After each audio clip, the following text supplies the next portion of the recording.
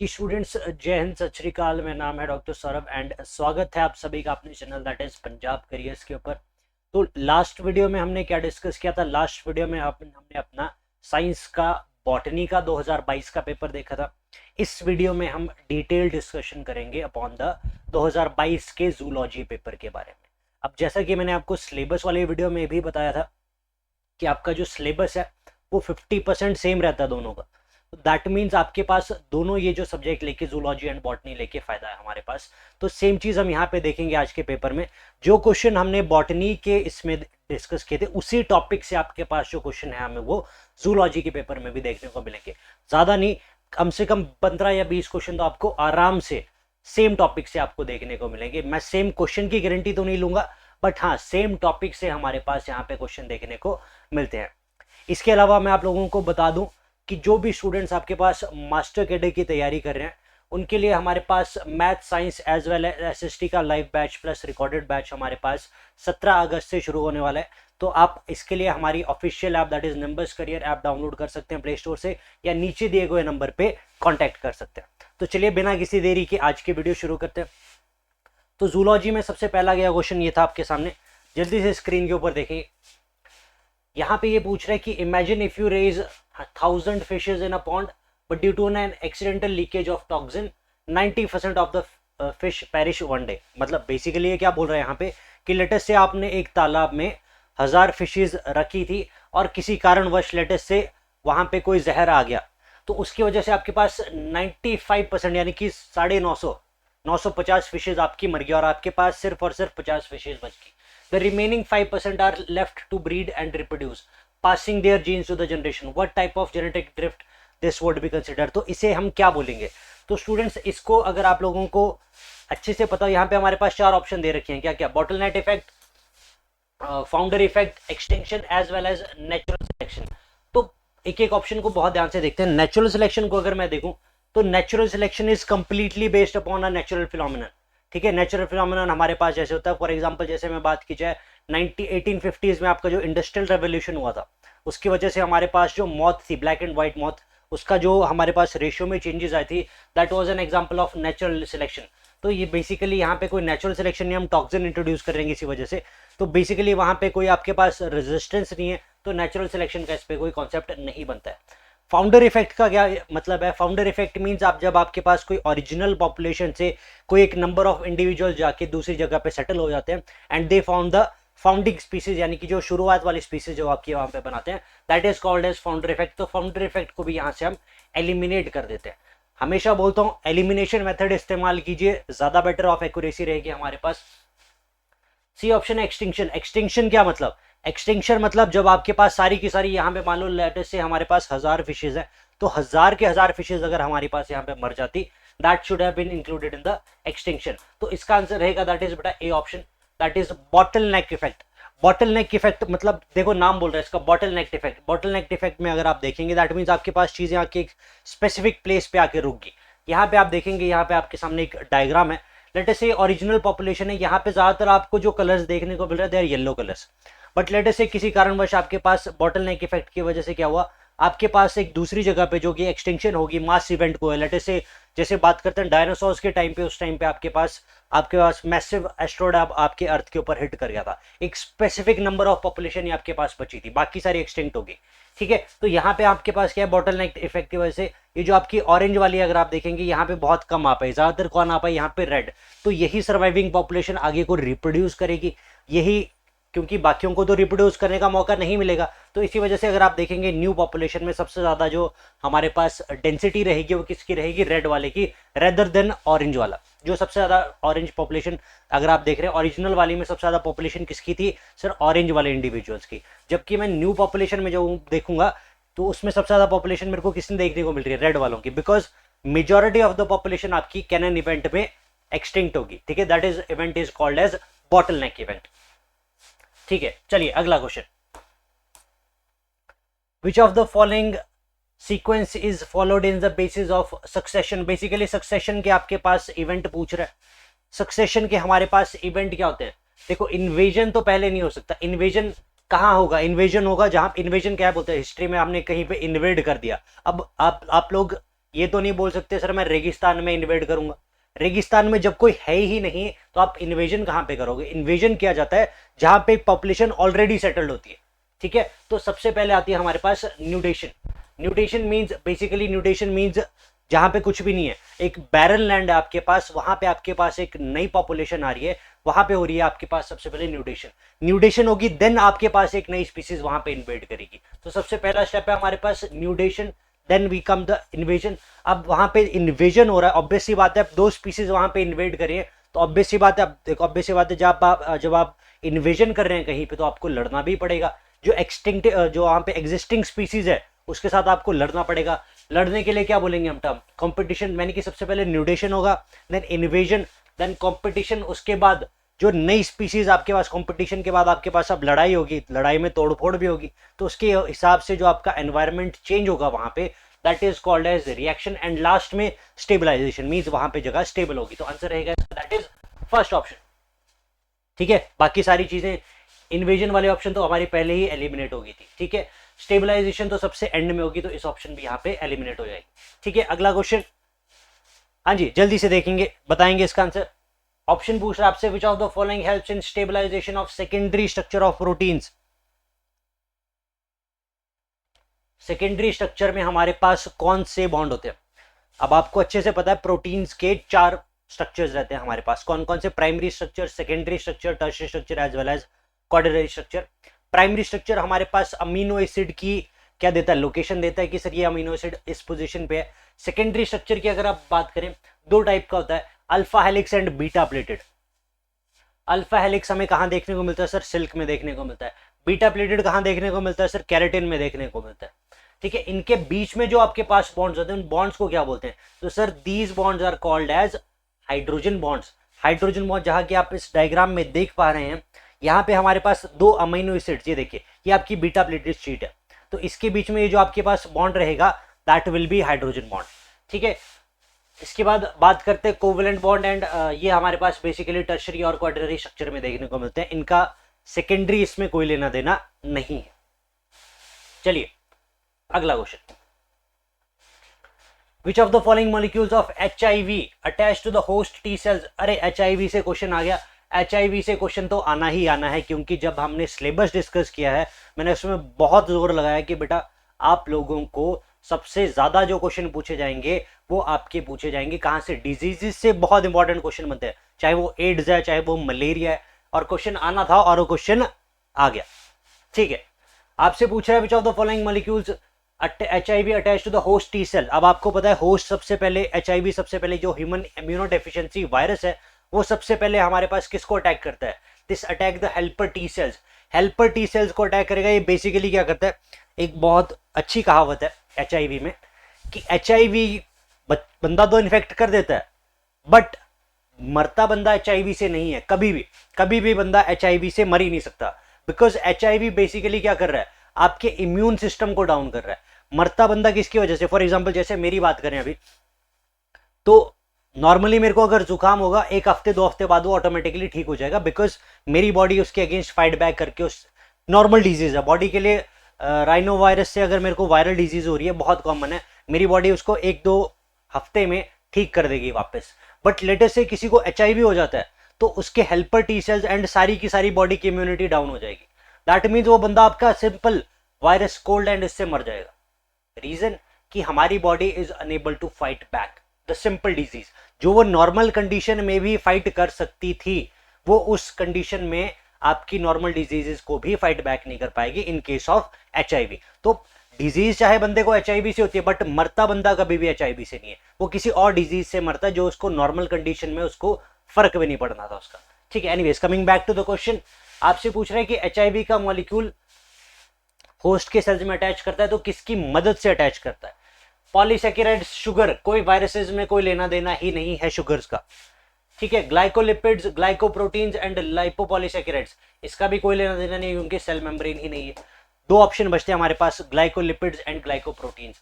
Lipids again कोई लेना देना नहीं है, एलिमिनेशन मेथड इस्तेमाल करेंगे, आंसर रहेगा हमारे पास बी ऑप्शन, ग्लाइकोप्रोटीन्स। 2 टाइप की प्रोटीन्स है, GP120 एंड GP41। जो GP120 है ये बेसिकली अटैच करती है in the CD4 receptors.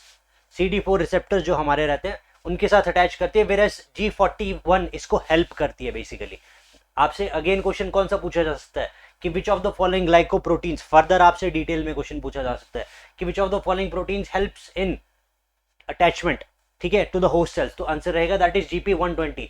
GP41 help करेगी बट डायरेक्टली अटैच नहीं होगी, याद रखना इस क्वेश्चन को, ठीक है, कोई दिक्कत नहीं।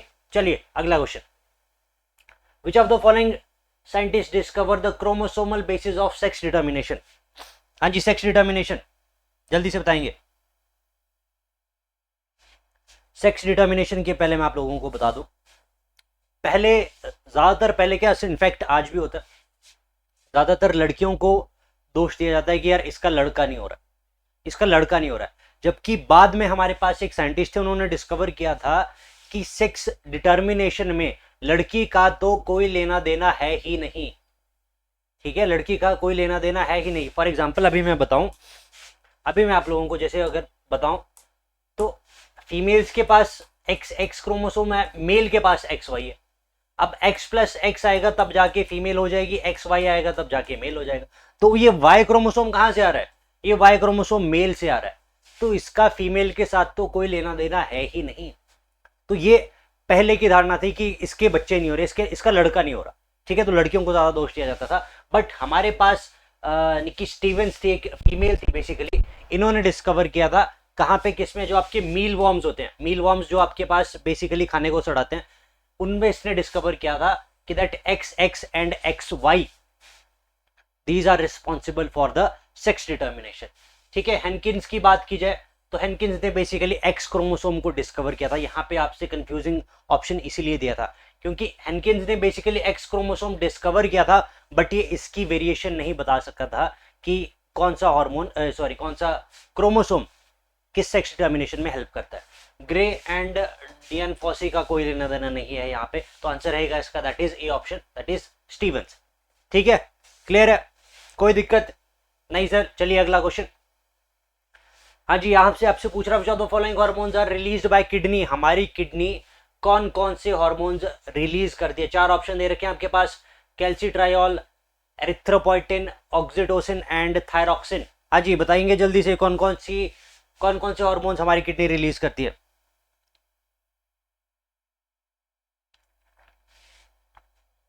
ठीक है, कैल्सिट्रायोल, हाँ जी, yes it is release by kidney, erythropoietin is release by kidney, oxytocin नहीं, ऑक्सीटोसिन कौन रिलीज करता है, thyroxine T3 is release by thyroid gland, TSH stimulate करेगा इसको, देन ये रिलीज करेगा थायरॉक्सिन।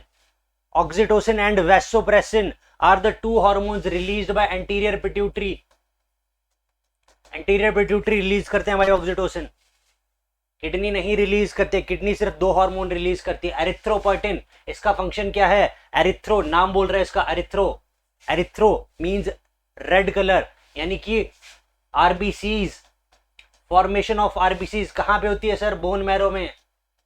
लाइफ स्पैन कितना होता है, 120 दिन, तभी उनके पास न्यूक्लियस नहीं होता। न्यूक्लियस क्यों नहीं होता, क्योंकि डिवाइड करने की जरूरत ही नहीं है, 120 दिन के बाद मर जाना है, 120 दिन के बाद मर जाएंगे, नए आरबीसी कहां से आएंगे, बोन मैरो से। कौन करेगा प्रोडक्शन, एरिथ्रोपोइटिन। कौन रिलीज करता है, किडनी। किडनी में कौन से सेल्स हैं, कमेंट सेक्शन में बताएंगे मेरे को। हाँ जी, कैल्सिट्रायोल, फंक्शन बताएंगे इसका जल्दी से, कैल्सिटोनिन के साथ कंफ्यूज मत कर देना इसको, ठीक है। तो आंसर रहेगा इसका that is first and second, calcitriol and erythropoietin. चलिए अगला question, the headquarters of national botanical biodiversity authority is situated at dash. Factual question पूछा गया है, जिसको पता है, जिसको नहीं पता है बेटा पढ़ना पड़ेगा, ठीक है। Headquarters of national biodiversity authority is situated in Chennai, Chennai में लोकेटेड है आपके पास NBA, ठीक है। इसका कोई फैक्चुअल इंफॉर्मेशन है बेटा, एज सच याद रखनी पड़ेगी, कोई इसका इलाज नहीं है। अगला question, streptomycin is prepared from which bacteria. Obviously streptomycin is a antibiotic, अब 90% स्टूडेंट इसको एंटीबायोटिकस से रिलेट कर लेंगे और यही ऑप्शन टिक करके आ जाएंगे और हो जाएगा वहां पे गलत। अब आप बोलेंगे सर ऐसा क्यों? बिकॉज स्ट्रेप्टोमाइसिस एंटीबायोटिकस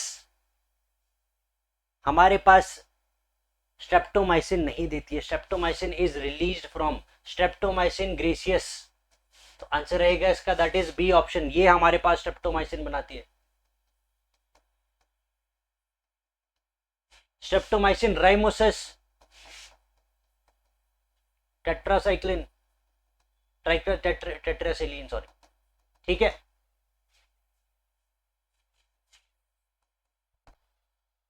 ये क्या रिलीज करती है? नोडोसिस,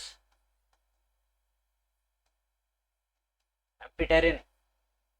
स्ट्रेप्टोमाइसिन एंटीबायोटिक्स क्या करती है फिर?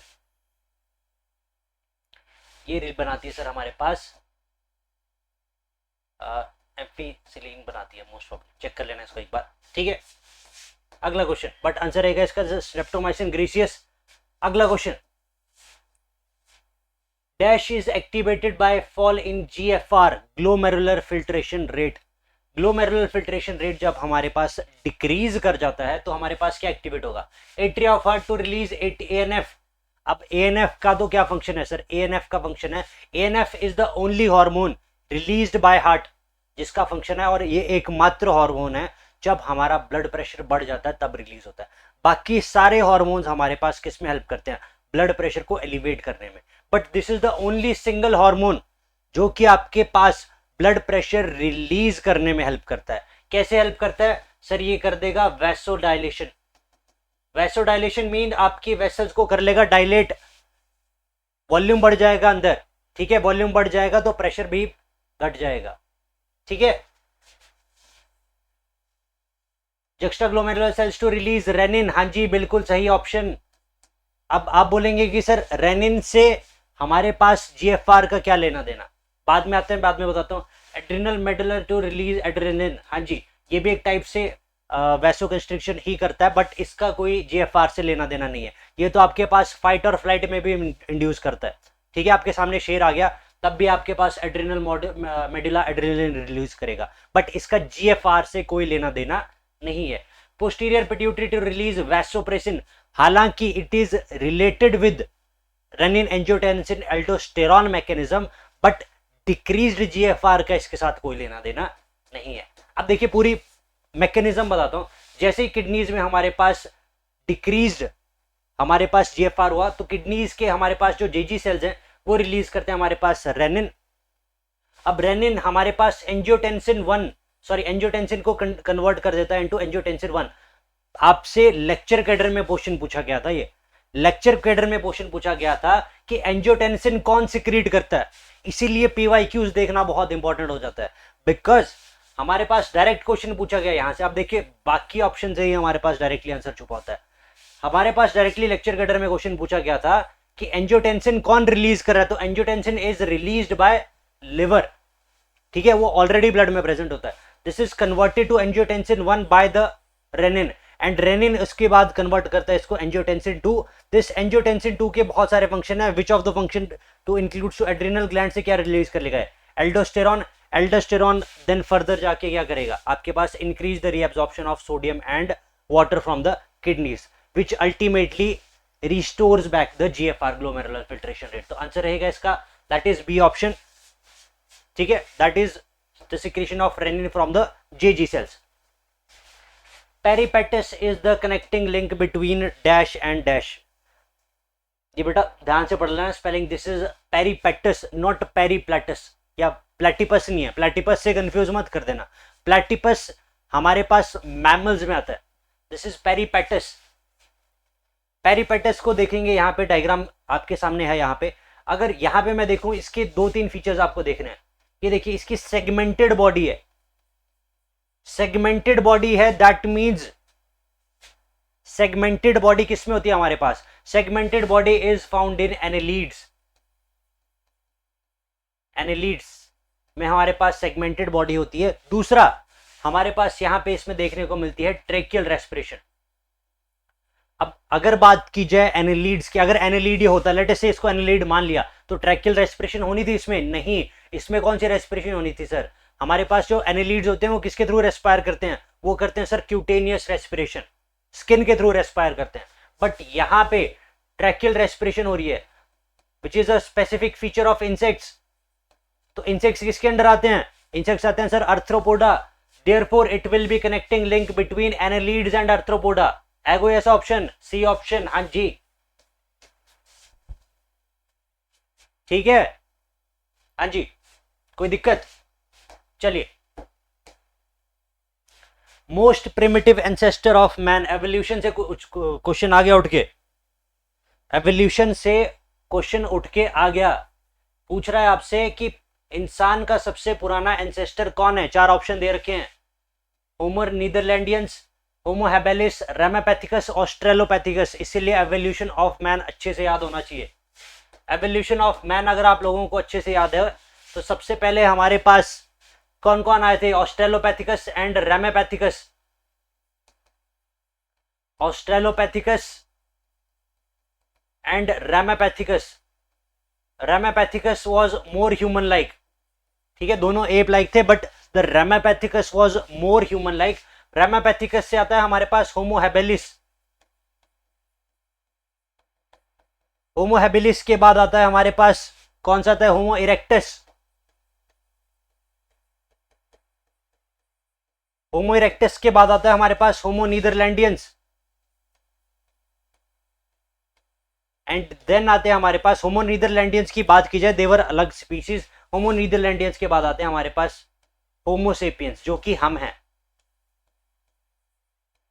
We are Homo sapiens. Cranial capacity की बात करूं, अब ऑब्वियस सी बात है, एवोल्यूशन हो रहा है तो क्रेनियल कैपेसिटी भी बढ़ती जाएगी। तो रेमापैथिकस की सबसे कम होगी, ऑब्वियसली ऑस्ट्रेलोपैथिकस की उससे भी कम होगी। होमो हैबिलिस की बात की जाए, इसकी अप्रोक्सीमेटली 650 सीसी के बाद थी, क्यूबिक सेंटीमीटर। रेमापैथिकस की बात की जाए, इसकी 450 के आसपास थी, ठीक है। होमो नीदरलैंडियंस की सबसे ज्यादा 1600 सीसी के आसपास थी। और होमो, अब हमारे पास होमोसेपियंस हमारी कितनी है? 1450। बेसिकली बात की जाए, अगर होमो नीदरलैंडियंस आज भी सरवाइव करते अगर, तो इनकी ब्रेन कैपेसिटी हमारे से ज्यादा होनी थी। ये बड़ा इंटरेस्टिंग फैक्ट है कि इनकी क्रेनियल कैपेसिटी हमारे से ज्यादा है, बट स्टिल होमो सेपियंस आज की डेट में सरवाइव कर रहे हैं, वेयर एज होमो नीदरलैंडियंस आज की डेट में एक्सटिंक्ट कर गए। हालांकि ये हमसे ज्यादा चालाक थे, ज्यादा मस्कुलर थे और ज्यादा एंड्योरेंस वाले थे। हम लोगों को एक ही चीज बचाई है यहाँ पे, होमो सेपियंस एक ही चीज की वजह से, that is from the social communication. Homo neanderthalensis mostly अकेले रहते थे, 2 या 3 के ग्रुप रहते थे, वेयर एज जो होमो सेपियंस थे वो ग्रुप में शिकार करते थे, because Homo sapiens are homos, हम इंसानों की बात करें तो we are a social animal, ठीक है। आप देखोगे किसी इंसान को आप 4 दीवारी में व्हाइट रूम में बंद कर दोगे, 4 दिन के बाद पागल होके निकलेगा, because we are a social animal, ठीक है। तो एक ही अपनी पढ़ाई में इतना नहीं घुस जाना है कि आप लोग आसपास चीजों से कट आउट ही हो जाओ। सब कुछ एक बैलेंस वे में चलना चाहिए, आपका सब कुछ एक बैलेंस वे में चलना चाहिए। दोस्तों के साथ बात कीजिए, थोड़ा बहुत वर्कआउट कीजिए, अपनी बॉडी को थोड़ा सर्कुलेशन, ब्लड सर्कुलेशन, दिमाग तक भी तो खून पहुंचना चाहिए। खाना अच्छा खाइए, ठीक है। ये सारी चीजें इंक्लूडेड होते हैं ना। प्रेपरेशन सिर्फ पढ़ना नहीं होता है, प्रेपरेशन सिर्फ पढ़ना नहीं होता है। आप लोग दोस्तों के साथ कनेक्ट कीजिए, ठीक है, अपना बाहर निकलिए, थोड़ा वर्कआउट कीजिए, थोड़ा रनिंग कीजिए, थोड़ा अच्छा खाना खाइए, हर कुछ मत खाइए जिससे बीमार पड़े। ऐसा ना हो अगले दिन पेपर है, पिछले दिन पेट दर्द हो जाए, फूड पॉइजनिंग होगी, ठीक है, लॉट ऑफ थिंग्स। एनीवेज, तो आंसर रहेगा इसका, दैट इज, हमसे क्या पूछ रखा है? Most primitive ancestor of man. अब इसका आंसर है दैट इज रेमापैथिकस। क्योंकि अब ऑस्ट्रेलोपैथिकस क्यों नहीं हो गया यहाँ पे? ऑस्ट्रेलोपैथिकस इसलिए नहीं हो गया बिकॉज रेमापैथिकस एंड ऑस्ट्रेलोपैथिकस ये साथ साथ में चल रहे थे, बट मैं जैसा कि मैंने बताया, मोर मैन लाइक फीचर्स किसके पास थे हमारे पास? That was from the ramapithecus. मैंने ऐसे याद रखा है, रामा से, राम, भगवान राम है ना, सबसे पुराने थे मतलब। Anyways, next question, when population density reaches the carrying capacity the logistic growth curve is said to be dash. अब याद कीजिए, आपके पास हम किसी नई जगह पे जाके वो कर रहे हैं, इन्वेजन कर रहे हैं, न्यूडिज्म आ रहा है वहां पे, ठीक है। तो वहां पे सबसे पहले आपके पास कौन सा फेज आएगा? सबसे पहले आपके पास ग्रोथ जो होगी बिल्कुल स्लो होगी, this is called as lag phase. उसके बाद पॉपुलेशन बढ़ेगी और एकदम से एक्सप्लोजन आएगा, पॉपुलेशन एक्सप्लोजन आएगा, this is called as log phase, या इसको और क्या बोला जाता है? एक्सपोनेंशियल फेज, क्योंकि यहां पे जो पॉपुलेशन ग्रोथ है वो एकदम से हो रही है, बहुत ज्यादा हो रही है। स्टार्टिंग में तो पॉपुलेशन ही कम थी, ऑब्वियसली बात है। अब लेटेस्ट से मैं इकोलाई को देखूं अगर, तो ज्यादा से ज्यादा शुरू में 1 से 2 हो पाएंगे, 2 से 3, 2 से 4 हो पाएंगे, 4 से 8 हो जाएंगे। बट जैसे मैं लेटेस्ट स्टेजेस में देखूंगा तो सीधा 16 से 32, 32 से सीधा 64, जंप देखिए कितना हो रहा है, एकदम एक्सपोनेंशियल फेज में आपके पास चीजें जा रही है। देन हमारे पास ये आगे हिट करगी carrying capacity. Carrying capacity means the maximum number of individual and ecosystem can sustain. ठीक है, एक इकोसिस्टम में हमारे पास रिसोर्सेज लिमिटेड हैं, तो अल्टीमेटली कंपटीशन से हमारे पास जो ग्रोथ होगी वो भी अल्टीमेटली सफर करेगी और एक टाइम पे आके क्या हो जाएगी? स्टेबलाइज हो जाएगी। ठीक है, स्टेबलाइज हो जाएगी। हाँ जी, तो कौन सा फेज मार्क करता है आपके पास लॉजिस्टिक ग्रोथ? यही जो क्वेश्चन आपसे पूछ रखा है ना, population density reaches it's carrying capacity, यानी कि मैक्सिमम होगी, उसके बाद ये किस फेज में चला जाएगा? स्टेबलाइजेशन फेज में चला जाएगा। तो क्या वो लैग फेज है? नहीं सर, लैग फेज तो शुरू वाला था। क्या वो फेज ऑफ एक्सेलरेशन है? नहीं ये सर, ये तो एक्सपोनेंशियल फेज था। Phase of D acceleration? नहीं सर, कैरिंग कैपेसिटी हिट कर गई है, वो तो कभी लेटेस्ट से कुछ अनसुनी होगी तब जाके फेज ऑफ डी एक्सेलरेशन आएगा। आंसर रहेगा इसका दैट इज एसिम्प्टोएट।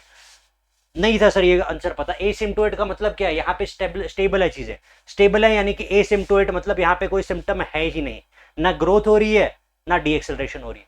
ठीक है, चलिए अगला question. How many weeks of pregnancy is considered to be safe for MTP?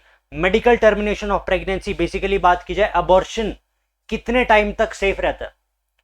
Abortion कितने टाइम तक सेफ रहता है? यहाँ पे एमटीपी किसकी बात कर रही है? सर्जिकल एज वेल एज हमारे पास फार्मास्यूटिकल। बेसिकली चाहे दवाई की बात कर रहे हैं, चाहे हम सर्जिकल अबॉर्शन की बात कर रहे हैं, एक सेफ पीरियड तक ही वो सेफ रहता है। उसके बाद चाहे आप सुप्रीम कोर्ट जाके चले जाइए, आपके पास आपको परमिशन नहीं मिलेगी अबॉर्शन की, बिकॉज उसके बाद ये होस्ट यानी कि बेसिकली फीमेल के लिए भी बहुत ज्यादा रिस्की हो जाता है।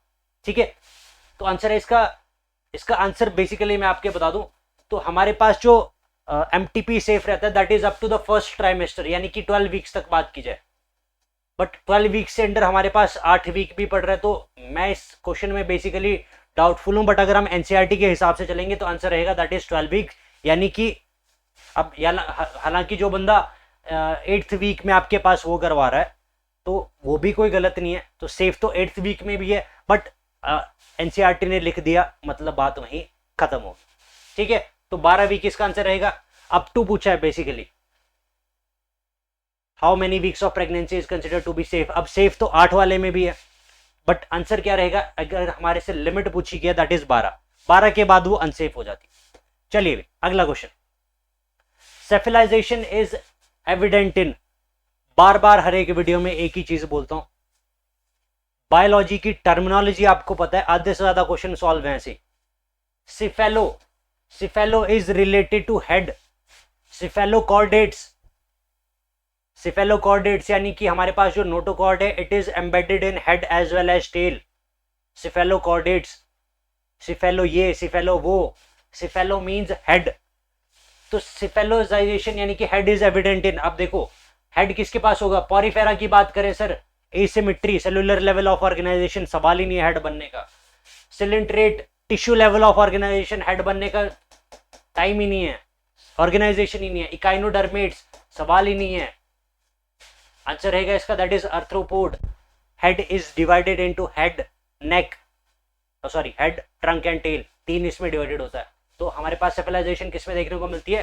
That is in the arthropods. दिमाग लगाओगे आराम से हो जाएगा question. Gall bladder contraction and pancreatic secretions are triggered by dash, hormones, चाहे प्लांट हार्मोन ले लो चाहे एनिमल हार्मोन्स ले लो, हार्मोन्स तो इंपॉर्टेंट है ही है, एक चीज को दिमाग में घुसा लो। Gall bladder contraction and pancreatic secretions are triggered by dash. 4 hormone दे रखे हैं आपके पास, enterogastrone, somatostatin, gastrin and CCK, cholecystokinin. आज क्या आंसर रहेगा? एंटेरोगेस्ट्रॉन, इसका नाम बोल रहा है entero means, entero is related with intestine, small intestine, तो यहां पे बात ही नहीं हो रही है गॉल ब्लैडर की। ठीक है, somatostatin, सोमैटो means somatic cells, somatostatin उसकी ग्रोथ को प्रिवेंट कर रहे हैं, that means growth hormone, inhibiting hormone. कौन रिलीज कर रहा है सर? पिट्यूटरी नहीं सॉरी, हाइपोथैलेमस। तो यहां पे भी इसका कोई लेना देना नहीं है। गैस्ट्रिन, नाम बोल रहा है, गैस्ट्रिक कहां पे हो रही है? अभी पेट में हो रही है, तो इसका कहां लेना देना है? Gastrin hormone is released into the stomach. क्या फंक्शन है इसका? It stimulates the secretion of HCl। Answer रहेगा इसका दैट इज CCK। दो फंक्शन है इसके, पेनक्रियाटिक सिक्रीशन करना as well as intestinal secretion और gall bladder secretion. These are the function of CCK, cholecystokinin. ठीक है, हाँ जी। चलिए अगला question. In which of the following India state Asia's biggest cattle fair is organised annually? ये factual question आ गया वापस से। फैक्चुअल क्वेश्चन में कुछ नहीं कर सकते बेटा, फैक्चुअल क्वेश्चन है तो है। आपसे पूछ रहा है कि इंडिया में कौन सी स्टेट में दुनिया का सबसे बड़ा जानवरों का मेला मनाया जाता है? कैटल फेयर, जानवर में बेसिकली क्या आते हैं? Buffaloes and cows. ठीक है, तो वो कहाँ मनाया जाता है? मोस्टली तो पंजाब पे टिक मार देंगे, बट इसका आंसर है दैट इज बिहार। बिहार में हमारे पास एक मेला होता है, एस से उसका कुछ नाम है, मैं भूल गया अभी। ठीक है, इंटरनेट पे देख लेना। ठीक है, एस सोनी कुछ है जैसा इसका नाम है। ठीक है, यहाँ पे आपके पास सबसे बड़ा मेला पाया जाता है। ठीक है, जहां पे सबसे ज्यादा लार्जेस्ट कैटल फेयर होता है। ठीक है, अगला question. During embryo implantation cells attach to the endometrium of uterus are called as dash. आपसे बोल रहा है जब हमारे पास इम्प्लांटेशन होती है, अब इम्प्लांटेशन कौन से वीक में होगी कमेंट सेक्शन में बताएंगे जल्दी से। इम्प्लांटेशन जब होती है हमारे पास तो सेल्स एंडोमेट्रियम लेयर के कौन से पार्ट के साथ जुड़ते हैं? कौन से? अब बेसिकली आपके पास अगर आपको पता है तो ये आपके पास यहाँ पे मैंने एम्ब्रियो का स्ट्रक्चर बना रखा है, तो ये इनर सेल मास है, this is the inner cell mass. और जो बाहर वाली लेयर है this is called as trophoblast. यही ट्रोफोब्लास्ट जाके तो एंडोमेट्रियम के साथ जुड़ेगी और यही आगे जाके हमारे पास प्लेसेंटा भी बनाएगा। तो आंसर रहेगा इसका that is C option, trophoblast. Trophoblast inner cell mass नाम बोल रहा है उसका, अंदर वाली साइड है। ये कहां से बनाएगा आपके पास? एपिब्लास्ट हाइपोब्लास्ट का कोई लेना देना नहीं है। क्लियर है? चलिए, the period of cardiac cycle is 0.8 seconds which includes, basically cardiac cycle से आपका क्वेश्चन है, टाइमिंग पूछ रखी है कि हर एक, अब अगर आपको पता हो सबसे पहले हमारे पास रहता है एट्रियल सिस्टोल, एट्रियल सिस्टोल के बाद हमारे पास रहता है वेंट्रिकुलर सिस्टोल, वेंट्रिकुलर सिस्टोल के बाद हमारे पास रहता है जॉइंट डायस्टोल, या बेसिकली जॉइंट डायस्टोल में हमारे पास दो चीजें आती है, atrial diastole and ventricular diastole. ठीक है, तो इन्होंने कंबाइन करके रखा है। अगर इन सभी की मैं ड्यूरेशन देखूं, कार्डियक साइकिल की ड्यूरेशन है हमारे पास 0.8 सेकंड, तो हमारे पास एट्रियल सिस्टोल जो रहता है that is of 0.1 second, where ventricular systole हमारे पास रहता है 0.3 सेकंड्स, वेयर जॉइंट सिस्टोल हमारे पास रहता है 0.4 सेकंड। ऐसा कोई ऑप्शन है हमारे पास? हाँ जी सर, पहला option, first option should be are correct answer.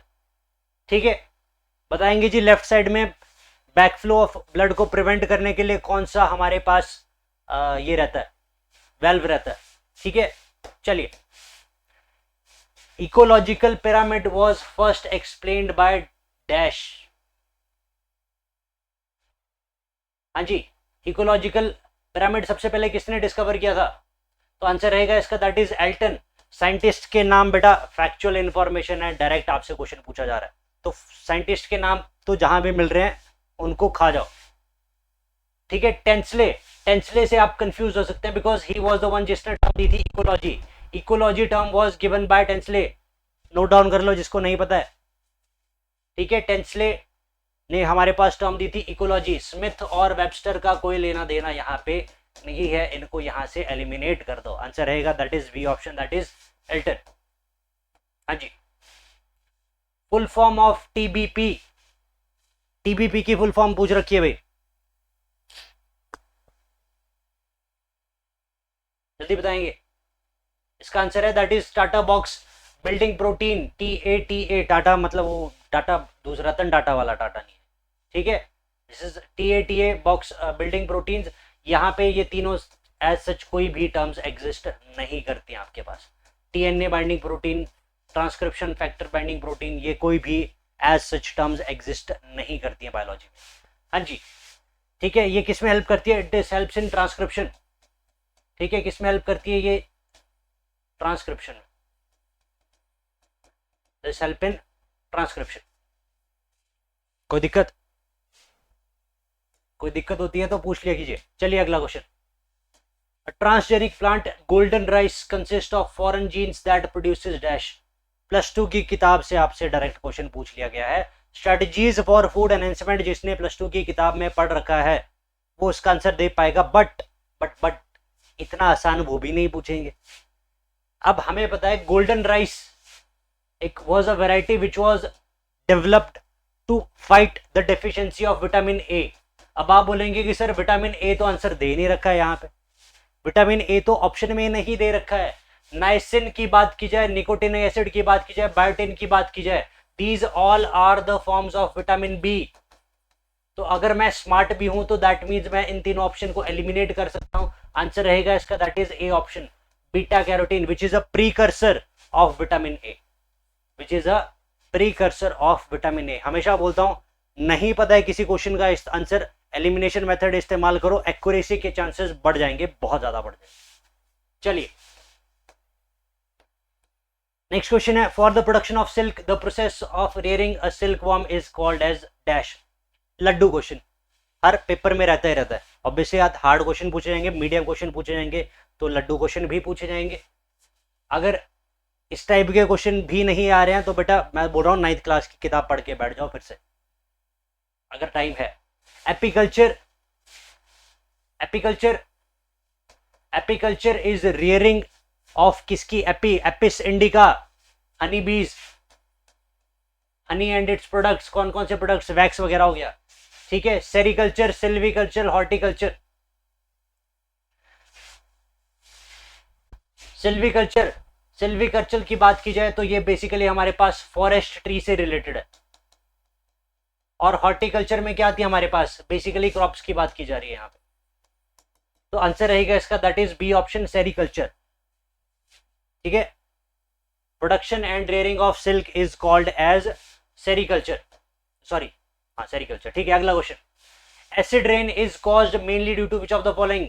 Carbon dioxide? नहीं सर, एसिड रेन का कार्बन डाइऑक्साइड से क्या लेना देना? अगर लेटेस्ट से ये कंबाइन कर भी जाती है पानी के साथ तो क्या बना देगी ज्यादा से ज्यादा? Carbonic acid. Carbonic acid irritating होता है क्या? नहीं, कार्बोनिक एसिड तो माइल्ड एसिड है, तो ये तो ऑप्शन में नहीं होगा। Carbon monoxide as such nature में एग्जिस्ट करेगी ही नहीं। क्यों? क्योंकि वो ऑक्सीजन के साथ कंबाइन करके फिर से क्या बना देगी? Carbon dioxide. Methane, methane is a major gas for green house effect, not acid rain. ठीक है, methane is the largest contributing gas in the green house effect. Green house effect क्या होता है? जो हमारे पास अर्थ का टेम्परेचर बढ़ रहा है सरफेस का, that is due to the green house effect. तो मीथेन, इसमें एक methane and carbon dioxide are the most two important gases जो कि हमारे पास किस में हेल्प कर रही हैं? हेल्प तो नहीं कर रही बेसिकली, जो कि किस में ये करती हैं? That is in the green house effect. तो आंसर रहेगा इसका that is oxides of nitrogen and sulphur are the main जो हमारे पास कल्प्रिट्स हैं किसके? एसिड रेन के। यहाँ पे कंबाइन करके बेसिकली माइल्ड एसिड बना देते हैं, सल्फर के साथ H2S माइल्ड सल्फ्यूरिक एसिड बना देगा, जो कि हमारे पास कोरोजन करेगा। ठीक है, कोरोजन करेगा, अल्टीमेटली बेसिकली चीजों को डैमेज करेगा। ताजमहल जो हमारा डैमेज हो रहा है that is due to this acid rain. ठीक है, चलिए भाई अगला question. Which of the following glycoproteins are present in zona pellucida? Zona pellucida basically आपसे किसकी? ओवम की हमारे पास जो आउटर मेम्ब्रेन है that is called as zona pellucida. इसके बाहर हमारे पास एक और क्लस्टर ऑफ सेल्स होता है that is called as corona radiata. हाँ जी, कौन सी glycoproteins are present in zona pellucida? Zona pellucida में हमारे पास Z1, Z2, Z3, Z4 and Z4 तक ही प्रोटीन्स प्रेजेंट होती हैं। तो that means Z5, ZP5, ZP7, ZP9 इनका कोई लेना देना यहाँ पे नहीं है। आंसर रहेगा that is A option, ZP3, जो कि हमारे पास एक्रोसोम की इसमें हेल्प करती है। ठीक है, चलिए अगला question. In the kidney the hormone which controls the reabsorption of water is called as dash. हमेशा बोलता हूं, बार बार बोलता हूं, एक क्वेश्चन से ही दूसरा क्वेश्चन बनता है। अभी हमने जस्ट 4 क्वेश्चन पहले हमने renin, angiotensin and aldosterone mechanism discuss किया अच्छे से। वहीं से क्वेश्चन उठ के आ गया। रीअब्जॉर्प्शन ऑफ वाटर कहां से हो रहा था? जब आपके पास एंजियोटेंसिन 2 किस पे एक्ट कर रहा था? किस पे? Adrenal medulla. एड्रिनल मेडुला से क्या रिलीज कर रहा था वो? एल्डोस्टेरॉन। हाँ जी, सीधा आंसर है एडीएच, एल्डोस्टेरॉन। एंटी, अब आप बोल रहे हैं aldosterone that is called as anti diuretic hormone, दूसरा नाम है इसका ADH, anti diuretic hormone. Diuresis क्या होता है? Release of water. शराब डायूरेटिक है, बहुत ज्यादा जब आप दारू पीते हैं तो बहुत ज्यादा पेशाब होता है, that is diuretic. Anti diuretic क्या होगा? मीन्स जो पेशाब को रोकेगी, तभी तो हमारा ब्लड प्रेशर बढ़ेगा। हाँ जी।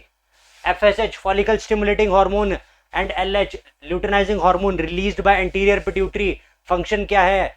फॉर LH हमारे पास किस में हेल्प करेगा? Nourishment of sperms as well as release of testosterone. FSH follicle stimulating hormone females में release of egg cell as well as हमारे पास मेल्स में release of sperms. ACTH adrenocorticoid hormone. हाँ जी, ठीक है, सारे पिट्यूटरी के हैं। तो that was the last question of today. Last के जो 25 क्वेश्चन बचते हैं हम उसको अगली वीडियो में डिस्कस करेंगे। तो जैसा कि मैंने आप लोगों को बताया, साइंस के अलावा अगर आप लोग maths as well as SST के लिए भी तैयारी कर रहे हैं तो आप हमारी official app nimbus career app download कर सकते हैं, जिस पे आप लोगों को लाइव प्लस रिकॉर्डेड लेक्चर्स हमारे पास 17 अगस्त से देखने को मिल जाएंगे। इसके अलावा हम लोगों ने syllabus as well as PYQ YouTube पे भी आपके साथ सेशन डेली करते हैं। तो मेक श्योर आप इस चैनल को लाइक एंड सब्सक्राइब कीजिए, वीडियो को लाइक एंड शेयर कीजिए जितना ज़्यादा हो सकता है। See you guys in the next video, have a good day.